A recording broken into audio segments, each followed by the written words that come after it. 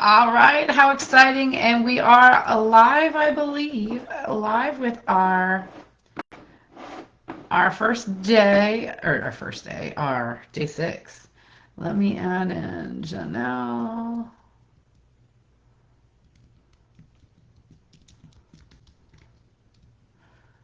Okay, give me just a moment. I'm gonna go ahead and share this with some people in their messages so that they can get in here. Janelle. Yeah, there's Heather. All right, so we're on to day 6. This is kind of huge, big things, making money moves, right? That's the whole piece. We're doing the Cardi B mindset. That's what we'll call it, Cardi B. We're making money moves. So day 6, let's go. I'm going to keep it tight today because the work is simple and I want you spending more time doing that than listening to me go blah, blah, blah, blah, blah, right? Chicken head on the brow. Today is about one of the most important shifts that you're going to make in this entire challenge, and it's simple. Stop talking like a business owner and start talking like your client. It's huge. This is your messaging, right? Here's the problem with most content. It's written from the inside out. The business owner writes about what they do and how they do it and their framework, their methods, their process, their this, their that. And then the ideal client looks at it and says, oh, that's nice, that's interesting, but that's not for me. Your ideal client doesn't wake up in the morning thinking, I need a messaging strategy. That's for us coaches or those marketing people, right? The coach wakes up thinking, why am I on every discovery call and nobody's saying yes? Messaging. The service provider wakes up thinking, I'm doing great work, but nobody's referring me and nobody's going to book and nobody's coming back for more. Messaging. The entrepreneur wakes up thinking, I have been here and I've been doing this for months and I still cannot figure out why my content is getting ignored. Messaging. The product provides the product provider, the product creator wakes up thinking, people say they love my work, but they're not buying, and I don't know why. None of them are thinking about your framework. None of them are thinking about the process. None of them are thinking about your method. None of them are thinking about what it is you actually do. They want to know what you can do for them. They keep thinking about their problem, and that's keeping them up at night. We need to talk to them about their problem that's keeping up at night. We need to say it in a way that they understand. So we need to use their language, and your content needs to use their language. When you use their exact language, something shifts. They stop the scroll. They read your whole bit of content, and then they DM you. They tag a friend. They say, where have you been? I've been looking for someone that has what you have to offer. That is what client language does. It creates instant recognition. Those are the words you need to be using. Not your words, their words, right? Here's how you find them. Think about the last few conversations you've had with someone that was struggling in their business. What did they say, word for word? Think about the DMs that you got. Think about the comments on your posts. Think about just general conversation or your sales calls. Think about when people get on that first call with you and they describe their situation. Those words are gold, and that's what your content needs to be created around. So if you don't have Fathom, I recommend getting Fathom, Fathom. It's an add-on for your Zoom. It's free, and it transcribes your whole conversation.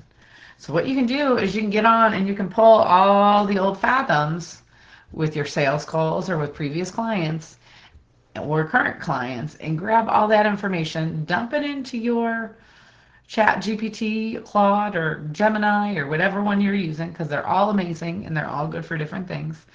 Dump it in there and say, what are the common phrases? I need to know the exact common phrases. Have them list them out for you and see which ones resonate. And test them in your audience and see which ones work for them, right? When they read it and they read the words that they've said or very close to what they've said, they're gonna really get it. They're gonna want to connect with you. They understand. They're gonna think that you're in the room with them. You're in their head. Have you thought about it? Is there one phrase your ideal client says out loud that you've never used in your content? If you're watching this on replay or you're watching it in general, go ahead, drop it in the comments. I'm not sure how to read the comments. We've already gone over that. I'll comment back on those after the call. So I want you to think about which words they're using because that's what's going to be specific and powerful for them. This this is huge, right? Those phrases you just wrote, those are the next 10 pieces of content. Simple, right? Today we got the 4 fast moves. We want to be fast and focused. Move 1, write the 3 pain points your ideal client says out loud. Not your version of them, their version, their actual words, the phrases they use in real life. Move 2, take one of those phrases and rewrite it in your bio. Your bio should make your ideal client feel like you wrote that for them. This doesn't matter if you're a service provider, a product provider, or a coach, or anybody. You need, if you have an ideal client, you need to make sure you're talking to them. If you need help with the creation of this, go ahead and DM me and we're going to help you write that out. Move 1 was 3 pain points. Move 2, make one of those phrases and use it to rewrite your bio. Move 3, write one piece of content today that starts with the problem, not your solution. Open up with something they're already thinking, already feeling, then lead into what you do. Move 4, post it and pay attention for the engagement. Compare it to your last few posts. I'm enjoying watching the lives that are coming in and seeing the stories that people are creating. We're seeing some general growth, and the more eyes on we have on the content, the more we talk about us, the more we become real and tangible. By talking about us, I mean giving the behind the scenes, not talking about us. We need to make sure we're using the language our clients are using, their language, not our idea of what their language is, their actual words. So once you've got that, I want you to post it to all your platforms. You know where the worksheets are. So we're just going to wrap it up for the day. Here's your takeaway. Your ideal client is not waiting for you to explain what you do. They don't need to see it.